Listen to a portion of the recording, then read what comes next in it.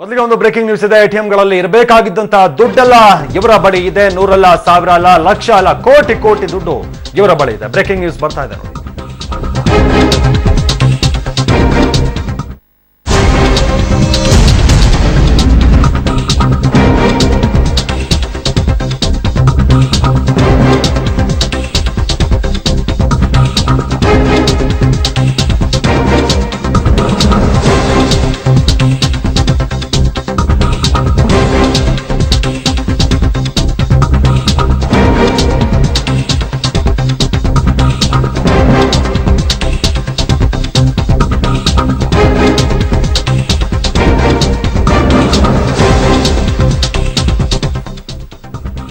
ಎಟಿಎಂಗಳಲ್ಲಿ ಇರಬೇಕಾಗಿದ್ದಂತಹ ದುಡ್ಡೆಲ್ಲ ಇವರ ಬಳಿ ಇದೆ. ನೂರಲ್ಲ, ಸಾವಿರ ಅಲ್ಲ, ಲಕ್ಷ ಅಲ್ಲ, ಕೋಟಿ ಕೋಟಿ ರೂಪಾಯಿ ದುಡ್ಡು ಇವರ ಬಳಿ ಇದೆ.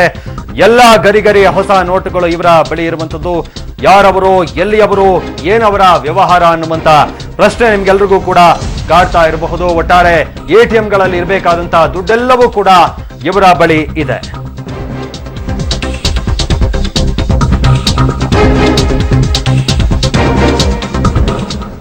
ಒಂದೇ ದಿನ ಬರೋಬ್ಬರಿ 4,12,00,000 ರೂಪಾಯಿ ಸೀಸ್ ಮಾಡಿದ್ದಾರೆ ಪೊಲೀಸರು.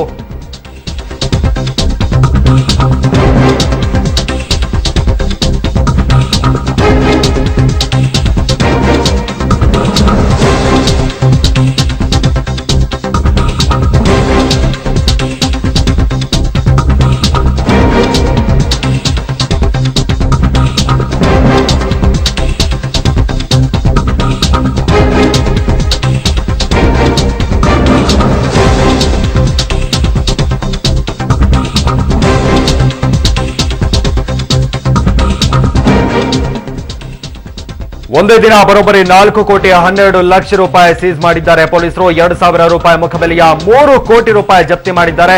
500, 100 ರೂಪಾಯಿ ಮುಖಬೆಲೆಯ 1 ಕೋಟಿ ರೂಪಾಯಿನ ವಶಕ್ಕೆ ಪಡೆದುಕೊಂಡಿದ್ದಾರೆ. 193 ಕಂತೆಗಳಲ್ಲಿದ್ದ ಹಣವನ್ನ ಗೂಡ್ಸ್ ಗಾಡಿಯಲ್ಲಿ ಸಾಗಿಸಲಾಗ್ತಾ ಇತ್ತು. 1 ಲಕ್ಷ ರೂಪಾಯಿಗೆ 100 ರೂಪಾಯಿಯಂತೆ ಕಮಿಷನ್ ಅನ್ನು ಕೊಟ್ಟು ಸಾಗಾಟ ಮಾಡ್ತಾ ಇದ್ರಂತೆ. ದೊಡ್ಡ ದಂಧೆನೇ ಇವರು ನಡೆಸ್ತಾ ಇದ್ರು. ಬೆಂಗಳೂರಿನ ಕೊಡಿಗೆಹಳ್ಳಿಯಲ್ಲಿರುವಂತಹ ಮನೆಯೊಂದರ ಮೇಲೆ ಸಿಸಿಬಿ ಅಧಿಕಾರಿಗಳು ದಾಳಿಯನ್ನ ನಡೆಸಿದ್ದಾರೆ. ಸಿಸಿಬಿ ಪೊಲೀಸರು ದಾಳಿಯನ್ನ ನಡೆಸಿ ವಶಪಡಿಸಿಕೊಂಡಿದ್ದಾರೆ. ಅಕ್ರಮ ಹಣ ವರ್ಗಾವಣೆ ದಂಧೆ ನಡೆಸ್ತಾ ಇದ್ದ 3 ಜನರ ಬಂಧನ ಕೂಡ ಆಗಿದೆ. ಸಿಸಿಬಿ ಪೊಲೀಸರಿಂದ ಬಂಧನ ಆದವರು ಅಬ್ದುಲ್ಲಾ, ಸಂಶುದ್ದೀನ್, ಅಫ್ಜಲ್ ಅನ್ನುವಂತ 3 ಜನರನ್ನ ಪೊಲೀಸರು ಬಂಧಿಸಿದ್ದಾರೆ. ಈ ಬಗ್ಗೆ ಹೆಚ್ಚಿನ ಮಾಹಿತಿ ಕೊಡ್ತಾರೆ ನಮ್ಮ ಪ್ರತಿನಿಧಿ ಮುರಳಿ.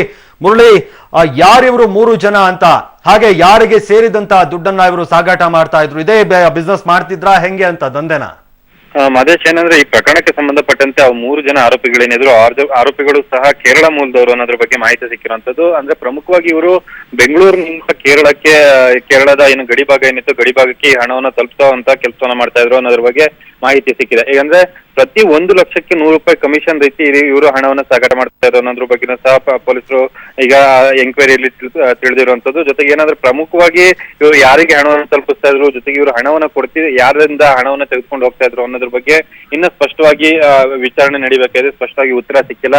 ಆ ಹಿನ್ನೆಲೆಯಲ್ಲಿ ಸಿಸಿಬಿ ಪೊಲೀಸರು ಸಹ ಅವರನ್ನ 4 ದಿನಗಳ ಕಾಲ ಪೊಲೀಸ್ ಕಸ್ಟಡಿ ತೆಗೆದುಕೊಂಡು ವಿಚಾರಣೆಯನ್ನ ಮುಂದುವರಿಸಿದ್ದಾರೆ. ಮುಂದುವರಿಸಿದ ಬಳಿಕ ಅವರು ಯಾರಿಂದ ಹಣವನ್ನು ಪಡೆದುಕೊಳ್ತಾ ಇದ್ರು ಮತ್ತು ಅವರು ಯಾವ ರೀತಿ ಹಣವನ್ನ ಸಾಗಾಟ ಮಾಡ್ತಾ ಇದ್ರು ಅನ್ನೋದ್ರ ಬಗ್ಗೆ ಸಹ ಗೊತ್ತಾಗಬೇಕಾಗಿದೆ. ಜೊತೆಗೆ ಏನಂದ್ರೆ ಪ್ರಮುಖವಾಗಿ ಇದರಲ್ಲಿ 3.86 ಲಕ್ಷದಷ್ಟು ಹಣ 2,000 ರೂಪಾಯಿ ನೋಟು ಮತ್ತು 500 ರೂಪಾಯಿ ನೋಟ್ಗಳದು ಅನ್ನೋದ್ರ ಬಗ್ಗೆ ಗೊತ್ತಾಗಿರೋ ಹಿನ್ನೆಲೆಯಲ್ಲಿ ಅದ್ರ ಬಗ್ಗೆನೂ ಸಹ ತನಿಖೆಯನ್ನ ಮುಂದುವರಿಸಿದ್ದಾರೆ. ಮಹೇಶ್, ಓಕೆ. ಅಂದ್ರೆ ಮುರಳಿ, ಈಗ ಪ್ರಾಥಮಿಕ ವಿಚಾರಣೆಯಲ್ಲಿ ಯಾವುದೇ ರೀತಿಯಾದಂತ ಮಾಹಿತಿ ಸಿಕ್ಕಿಲ್ವಂತ ಪೊಲೀಸರಿಗೆ, ಸಿಸಿಬಿ ಪೊಲೀಸರಿಗೆ ಅಂತ? ಅಂದ್ರೆ ಎಲ್ಲಿಂದ ಇವರು ದುಡ್ಡನ್ನ ತೆಗೆದುಕೊಂಡ್ ಬಂದಿದ್ರು, ಹೇಗೆ ಸಾಗಾಟ ಮಾಡಿದ್ರು, ಇದೇ ಮೊದಲ ಬಾರಿ ಮಾಡ್ತಾ ಇದ್ದಾರಾ, ಹಿಂದೆನೂ ಕೂಡ ಇದೇ ರೀತಿಯಾಗಿ ಮಾಡ್ತಾ ಇದ್ರಾ, ಆ ತರದ್ದೇನಾದ್ರು ಮಾಹಿತಿ ಸಿಕ್ಕಿದ್ಯಂತ?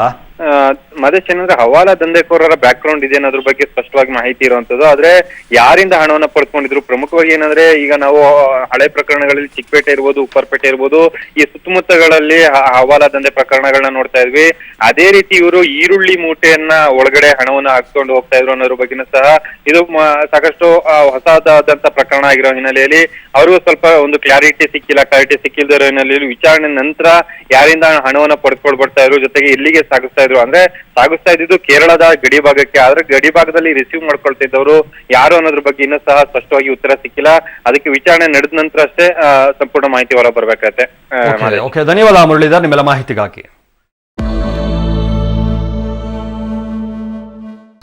ಫೆಬ್ರವರಿ 1ರಿಂದ ಅಂದರೆ ನಾಳಿದ್ದರಿಂದ ATMಗಳಲ್ಲಿ ವಿತ್ಡ್ರಾ ಮಾಡುವ ಹಣಕ್ಕೆ ಮಿತಿ ಇರಲ್ಲ.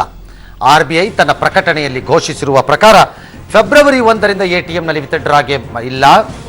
Current cash credit overdraft ಅಕೌಂಟ್ಗಳ ವಿತ್ಡ್ರಾ ಮಿತಿ ತಕ್ಷಣ ರದ್ದು. ಇದು ರಾಜ್ಯದ ಇತಿಹಾಸದಲ್ಲೇ ಮೊದಲ ಬಾರಿಗೆ ಗೃಹ ಮಂತ್ರಿ ಪರಮೇಶ್ವರ್ ವಾಕಿ ಟಾಕಿಯನ್ನ ಕೇಳಿದ್ದಾರೆ. ಕಾರ್ಗೆ ವೈರ್ಲೆಸ್ ಚಾನೆಲ್ನ ವಾಕಿ ನೀಡುವಂತೆ ಈಗ ಗೃಹ ಮಂತ್ರಿ ಕೇಳಿದ್ದಾರೆ.